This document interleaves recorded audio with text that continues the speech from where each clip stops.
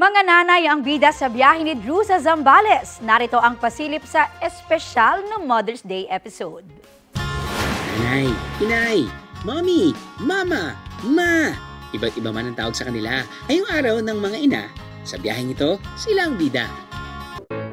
Meet Nanay Leonida and Lester, ang mother and son tandem na kilala sa tawag na The Aguinaldos. Gusto ko rin yung, alam mo yung very unique na bonding. Kumbaga yung masasabi mo na, sa 67 years ko sa mundo, hindi mo inakala na may experience mo tong bagay na to. Okay. Bakit ganyan tingin mo, Nay?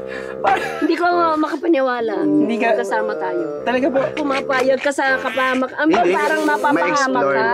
mapapahamak. Nadadala ako dun sa mga... yung mga ginagawa mo sa show mo. Pero, Bali wala sa'yo, nakangiti ka pa eh. pero nasisiya naman ho kayo. Ay, oo. Sakto at nasa barangay Paudpud ng Botolan, Zambales tayo, Bieros.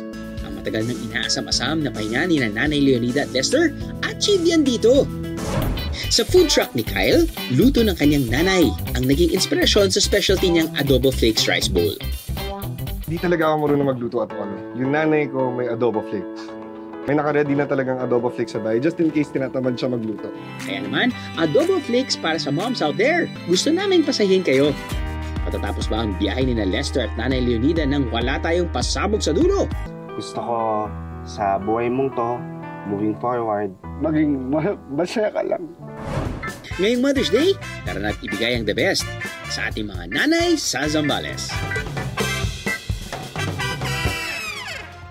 Kapuso, para sa mga maiinit na balita, mag-subscribe sa GMA Integrated News sa YouTube. Sa mga kapuso naman abroad, subaybayan nyo kami sa GMA Pinoy TV at sa www.gmanews.tv.